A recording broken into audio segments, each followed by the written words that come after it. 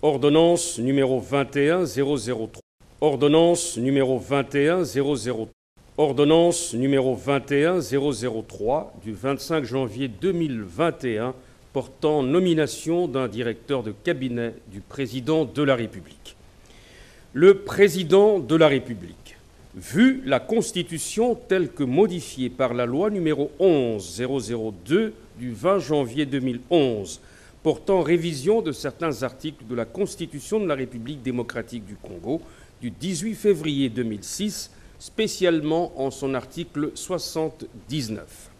Vu telle que modifiée et complétée à ce jour, l'ordonnance numéro 09-003 du 30 janvier 2009 portant organisation et fonctionnement du cabinet du Président de la République, spécialement en ses articles 3, 4 et 7, revue l'ordonnance numéro 19-001 du 25 janvier 2019 portant nomination d'un directeur de cabinet du Président de la République, vu la nécessité et l'urgence, ordonne.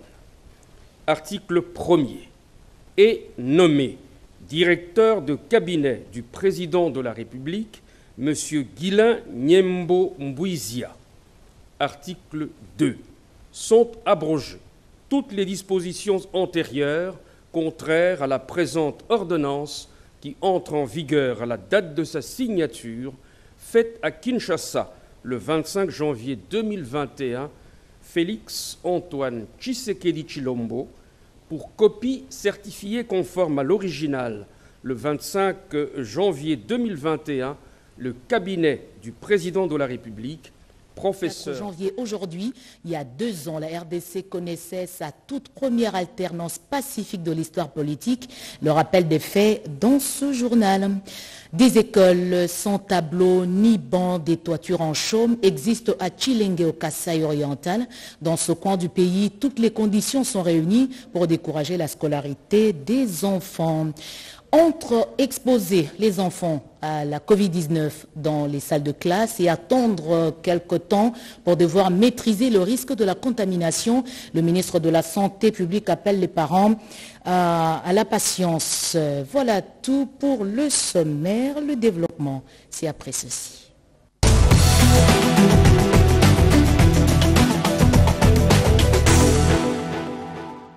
Encore une fois, bonsoir. Il y a 2 ans, jour pour jour, Félix Antoine Tshisekedi Tshilombo avait juré de défendre la Constitution et ne se laisser guider que par l'intérêt général. Nous revenons sur le jour de la passation de pouvoir entre Joseph Kabila et Félix Antoine Tshisekedi Tshilombo, 5e président. Odilon Kayuma. Monsieur le Président de la République élu, Son Excellence, Monsieur Félix Antoine Tshisekedi Tshilombo et Madame. Nous sommes le 24 janvier 2019. Une date désormais scellée dans les annales de la République démocratique du Congo. Date qui marque la prise de fonction par le 5e président Félix Antoine Tshisekedi Tshilombo, vainqueur de l'élection présidentielle du 30 décembre 2018. Dans les périmètres du Palais de la Nation décoré à la hauteur de l'événement, une première sur le sol congolais. Plusieurs personnalités venues des 4 coins du monde, sans oublier cette présence massive des Congolais. Tous n'ont pas voulu rater ces grands rendez-vous historiques.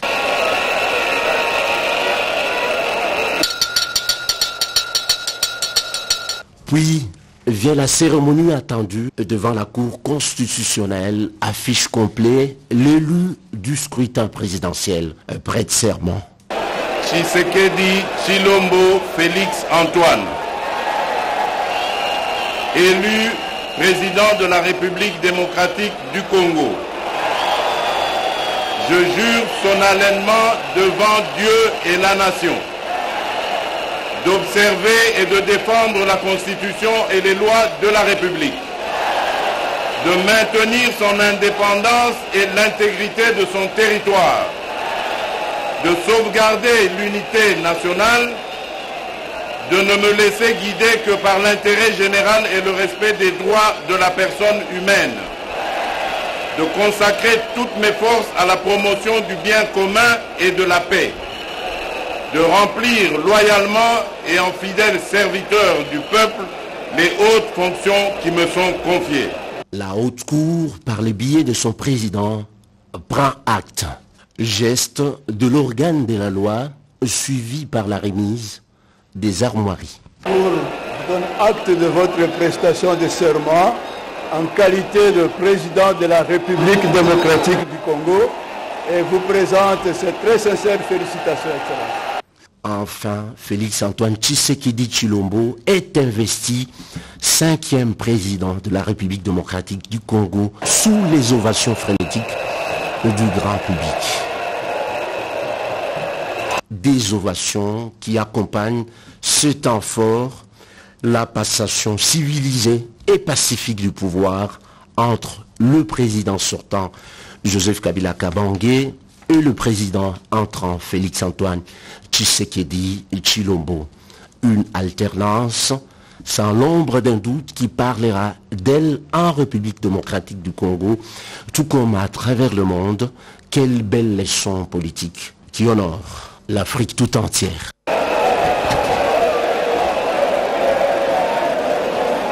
Les nouvelles de l'informateur, l'UNC de Vital Kamerhe, la code de Patrick Bologna et la dynamique de l'opposition, regroupement représenté par Fabrice Puela, ont eu des échanges aujourd'hui avec l'informateur. Les détails avec Sandra Nyangitap.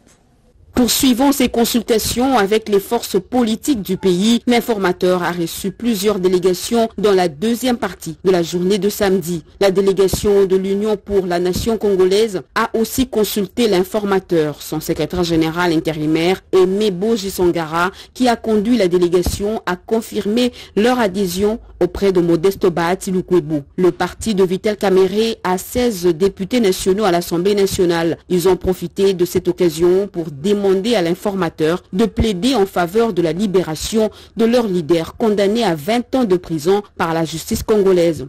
Tous nos députés nationaux, ils sont au nombre de 16 à l'Assemblée nationale, ont effectivement signé en termes d'engagement libre d'adhérer à cette vision du président de la République. Donc ce sont les deux points essentiels qui ont été abordés pendant cet entretien et comme vous pouvez vous en douter, nous ne pouvions pas aussi ne pas mentionner le cas de notre président national et lancer un appel à l'informateur de s'impliquer aussi pour que justice soit faite et que notre président national recouvre sa liberté et continue à servir la République comme il a toujours fait. Une autre formation politique qui a échangé avec Modeste Bahati Lukwebo. L'ACO a solennellement exprimé son adhésion à l'Union sacrée de la nation. Nous sommes les partis à venir du Congo, l'appel du chef de l'État, c'est comme ça que nous sommes venus en bloc, sans hésitation, pour apporter notre contribution à la construction de l'édifice Union sacrée de la nation. Les membres du panel à la dynamique de l'opposition ont bouclé la boucle de consultation de samedi. Fabrice Puela a à son tour confirmé l'appartenance de leur regroupement politique à l'Union sacrée de la nation. Il faut signaler que la dynamique de l'opposition compte 2 députés nationaux, dont Fabrice Puela du parti AREN, Action de Rassemblement pour la Reconstruction et l'Édification nationale, et le député Ditou Moulouzi du parti SID de Martin Fayoulou. Nous sommes 2 députés. Il y a l'honorable Puela qui est de l'AREN et l'honorable Ditou Moulouzi qui est de l'ECD. Il a souscrit également à cette vision. Oui, il a eu un grand empêchement, mais il est de cœur avec nous, il nous l'a confirmé. Lui aussi est signataire justement. La prochaine, l'informateur va déposer le rapport final de sa mission, comme il l'avait promis lors de sa conférence de presse animée en début de semaine, qui s'achève. Joao Samuel, c'est lui qui va désormais assurer le secrétariat exécutif de la conférence internationale sur la région des Grands Lacs. Il s'est entretenu avec le coordonnateur du mécanisme national de suivi, Claude Ibalanki. C'était autour de la paix dans la région, dans la partie est de la RDC, Robert Ndaïchi Sensé.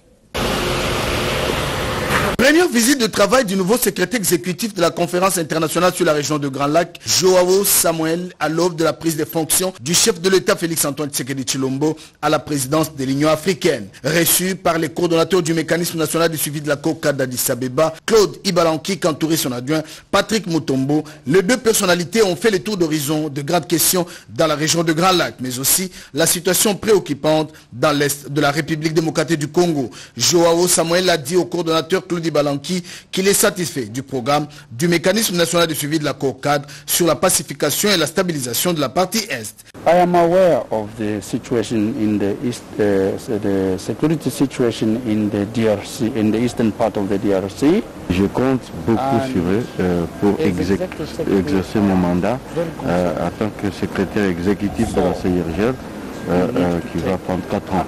Et je suis vraiment heureux d'être avec eux. Et nous allons essayer de copier, pour en dire en termes simples, le modèle du fonctionnement de ce mécanisme national de la RDC pour en dupliquer dans d'autres pays de la région, parce que la valeur stratégique et l'organisation que j'ai vue ici m'impressionnent. Même si les bruits des bottes continuent à se faire entendre à Beni et à Butembo, les deux personnalités restent déterminées à travailler ensemble pour que la paix revienne à l'est de la RDC. To introduce myself as the new executive secretary of the Great Lakes region. And also to know the person de ce qui se passe à l'est du pays, et cela nous désole, mais je peux dire seulement que nous allons prendre de l'action. Nous allons agir en travaillant en synergie, en mettant en place un nouveau commandement au niveau du mécanisme conjoint de vérification élargi à Goma. Pour Claude Ibalanki, cette feuille de route élaborée par son institution vise à rendre lisible le processus de matérialisation de la vision de paix et de la sécurité du président de la République, Félix-Antoine Tshisekedi Tshilombo. Tradition respectée à la présidence de la République, le cabinet du chef de l'État a organisé la cérémonie d'échange des vœux sous la direction de directeur de cabinet intérimaire. Blandine Nzovo pour ce reportage.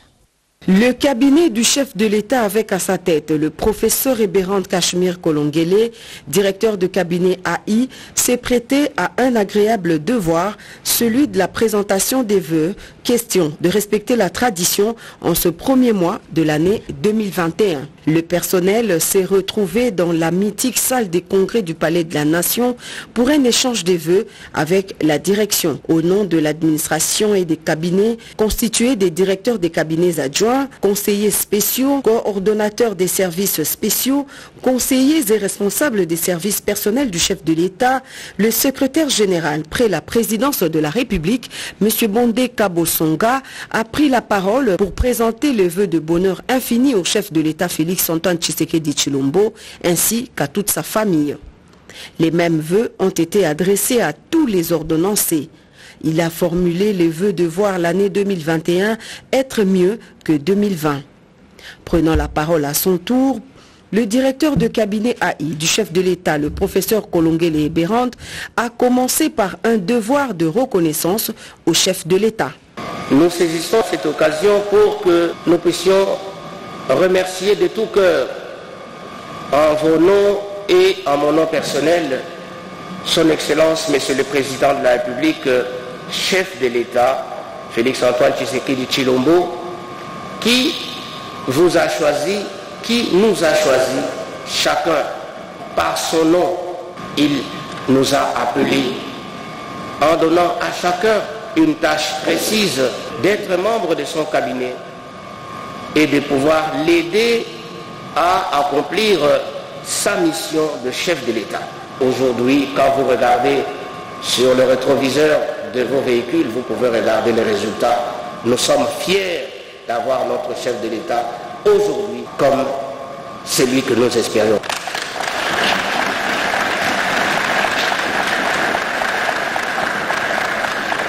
Par ailleurs, le numéro 1 de l'administration présidentielle a reconnu que 2020 a été une année éprouvante à plusieurs points de vue. Allusion faite notamment aux événements qui ont marqué la vie du cabinet, au nombre duquel la disparition de plusieurs personnalités pour qui une minute de silence a été observée en leur mémoire. Le professeur Kolongele a loué la capacité de résilience des membres du cabinet qui ont produit un travail satisfaisant. Le directeur de cabinet AI s'est montré optimiste pour cette nouvelle année avec l'initiative éclairée du chef de l'État de créer l'union sacrée de la nation. Tout en rappelant le personnel à s'accepter les uns les autres pour la réussite du premier mandat du chef de l'État, le professeur Eberand a émis le vœu de voir certains projets de la présidence qualifiés aboutir avant 2023. Pour lier l'utile à l'agréable, un repas de famille a été partagé entre les membres du cabinet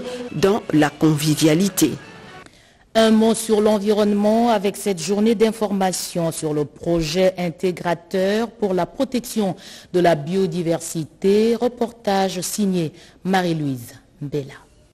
La ville-province de Kinshasa possède en son sein une aire protégée dans le plateau de Bateke avec 3500 km², le domaine de chasse et la réserve de Mbombolumene tracée depuis 1958. Cette aire protégée regorge une mosaïque complexe de paysages, d'espèces animales et d'insectes, et la plus menacée de la République démocratique du Congo. Avec la pression anthropique exercée par la population quinoise et face à cette situation, l'ICCN s'est résolu à relancer les activités dans ce domaine. Voilà pourquoi le directeur du site Mbombolumene, Olivier Mouchete, et quelques partenaires ont amorcé un projet intégrateur et ambitieux pour contourner les pratiques qui détruisent la forêt et la biodiversité. Au cours de cet exercice pédagogique, il a relevé la construction des passerelles pour faciliter l'accès à la vallée de la Mbombolumene, la promotion de l'agroforesterie pour éviter l'agriculture sur brûlis. Pour Olivier Mouchete, la population doit adopter des modèles innovants pour leur survie. Ce projet constitue un plaidoyer écologique de la biodiversité. Cette journée d'information a donné l'occasion de présenter le tout premier logo de Mbombolumene construit de main de maître par l'artiste Barli Barouti. Et cet oiseau-là, Kosifa, à tête blanche, c'est quand même intéressant puisque c'est un oiseau qu'on ne trouve que à la Mbombolumene et en Angola. Dans le L, il y a cette espèce de la feuille là qui ressort. Cette feuille là symbolise, cette feuille très verte, symbolise justement la régénération de nos forêts. Le ministre du Tourisme, Yves Bokoulou-Zola, qui soutient la mise en place de ce projet, a rassuré l'accompagnement sans faille de son ministère. Déjà, Mbombolumene est opérationnel et ouvert 7 jours sur 7 pour des visites touristiques, séjours scientifiques. Hâtez-vous et devenez amis de la nature pour profiter de l'environnement paradisiaque. Je l'ai dit en ouverture, entre protéger nos enfants et les exposer à la pandémie, le gouvernement a choisi la prudence. Le ministre de la Santé publique, Dr Eteni Longondo, insiste, il n'y aura pas d'année blanche. Il répond à Constance Mananga. Je voudrais rassurer à nos enfants, il n'y aura pas une année blanche. Donc nous sommes en train de faire un effort pour que les enfants puissent recommencer à étudier le plus rapidement possible. Il faut balancer entre exposer nos enfants aux risques sanitaires et attendre 2 semaines, 3 semaines pour qu'on puisse s'assurer que ces risques-là n'existent plus et que les enfants peuvent commencer à étudier. Ce qu'on ne veut pas, c'est qu'on commence avec la rentrée maintenant, on ouvre les universités, les écoles, tout ça, les enfants commencent à étudier. Et 1 semaine après, nous remarquons qu'il y a des contaminations. Nous refermons les universités, les écoles. Et à ce moment-là, les enfants seront malades. Il y en aura, surtout qu'avec la 2e vague, il y a des enfants qui présentent la maladie. Le seul moyen efficace pour une épidémie, pas seulement la Covid-19, de lutter contre une épidémie, c'est la prévention.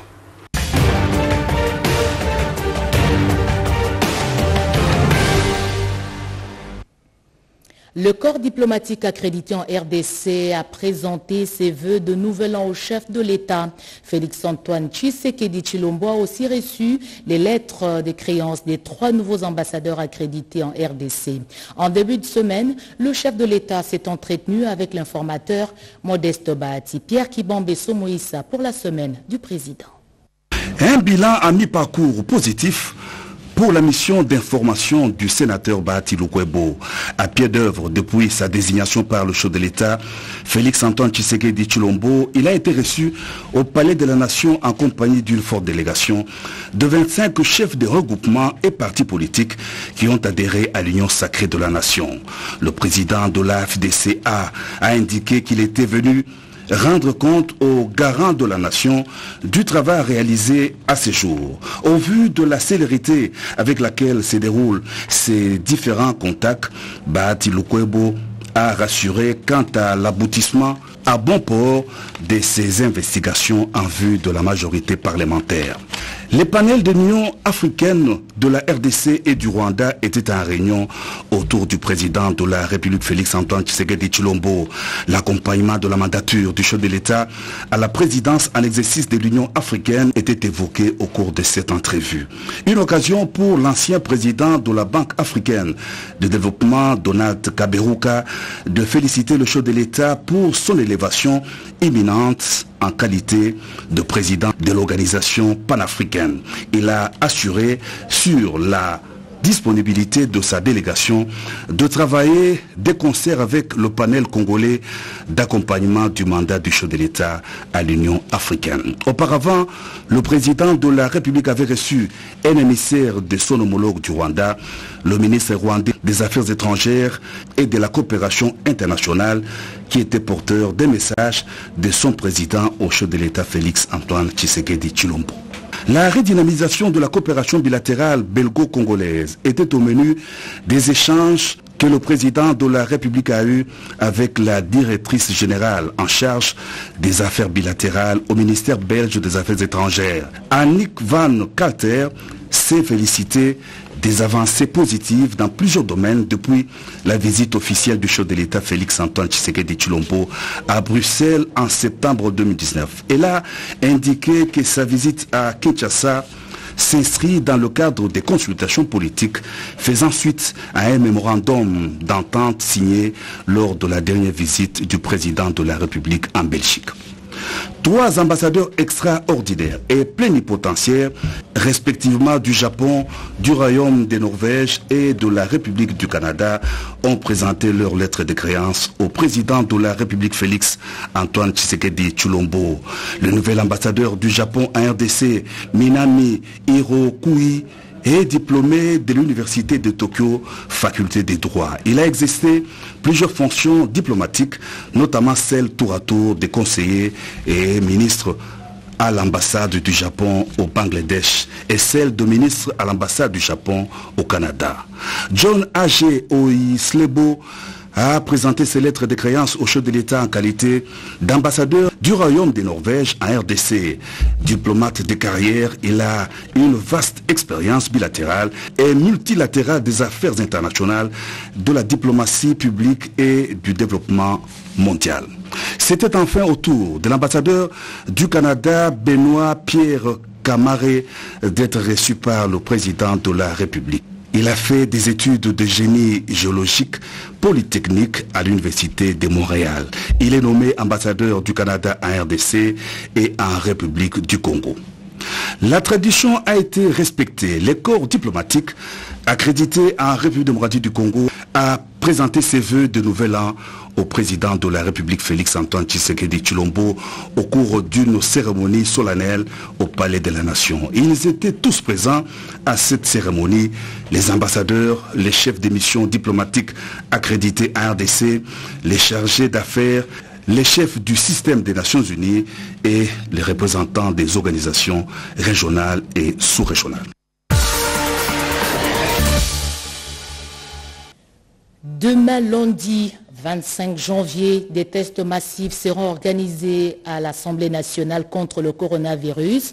On signale plusieurs personnes contaminées. C'est l'un des sujets retenus dans l'actualité abondante de la semaine en 5, commentée par Bobette Ngalissa. C'est un lundi férié qui ouvre la semaine finissante. Une semaine marquée par l'initiative de la ministre des Affaires sociales de déployer des équipes mixtes gouvernement partenaires dans 15 provinces. Objectif, organiser le cadre de concertation des personnes vivant avec handicap et renforcer les liens entre les organisations des PVH, les organisations des personnes vulnérables et autres structures étatiques. Il sera également question de la distribution des cannes dons du gouvernement. En infrastructure, l'axe routier Kikwit-Batiamba est en pleine réhabilitation, précisément à Mabaya-Tango. Les travaux sont en cours à la satisfaction de tous. Parlons bourse Excellentia de la Fondation Denise Nyakeru Tshisekedi. 57 lauréats des lauréats de l'examen d'État 2020 sont concernés pour la deuxième édition de ce programme. Ils vont bientôt rejoindre leurs prochaines universités. À l'Assemblée nationale, le collectif des élus de 26 provinces ont rencontré le président du bureau d'âge sur les reports des plénières. Il est temps d'arrêter les massacres des peuples autochtones en Ituri. La société civile environnementale et les organisations de protection des peuples autochtones ont animé cette semaine une conférence de presse à ce sujet. Internet à l'Unikine, l'ARTPC envisage rendre accessible le Wi-Fi gratuit dans cette alma mater. Une étude de faisabilité est en cours pour la numérisation des différentes tâches universitaires. En justice, le président ad intérim de la Cour constitutionnelle a reçu la délégation du consortium de la société civile, église et mouvements citoyens en plaidoyer pour la mise en œuvre des résolutions du rapport Mapping. Santé coronavirus, le docteur Mouyembe a animé un point de presse cette semaine sur la deuxième vague.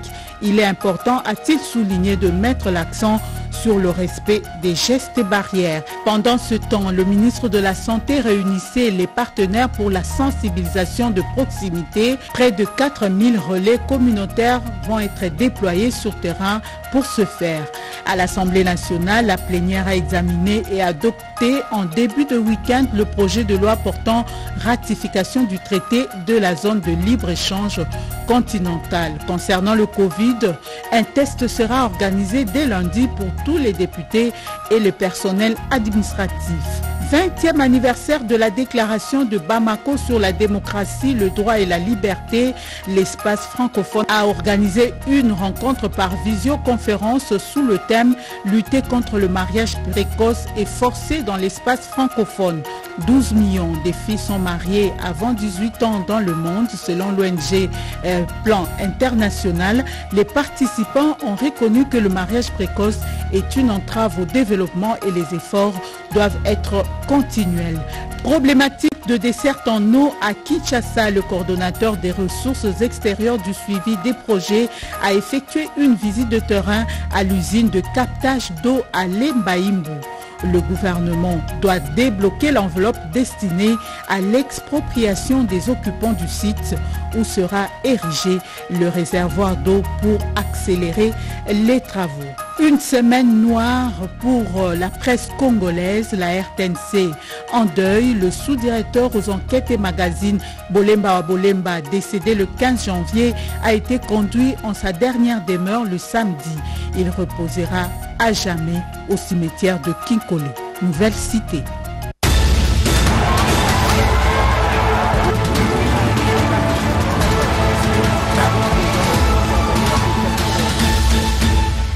L'actualité dans les continents africains, le Soudan continue à sombrer dans les conflits tribaux. Cette semaine, on a encore enregistré des morts au pays d'Abdel Fattah suite aux affrontements au Darfour. Pendant ce temps, les nouvelles variantes de la Covid-19 continuent à inquiéter le monde. Le recours au vaccin est de plus en plus inévitable. Patrick Michel Moukoui. Plus de 80 morts en 48 heures, les affrontements entre tribus rivales au Darfour ne connaissent pas de repli. La vague de violence enregistrée cette semaine au Soudan est la plus meurtrière depuis la fin le 31 décembre de la mission de paix menée conjointement par l'ONU et l'Union africaine dans cette vaste région. Le premier drame de l'année en Méditerranée se produit cette semaine.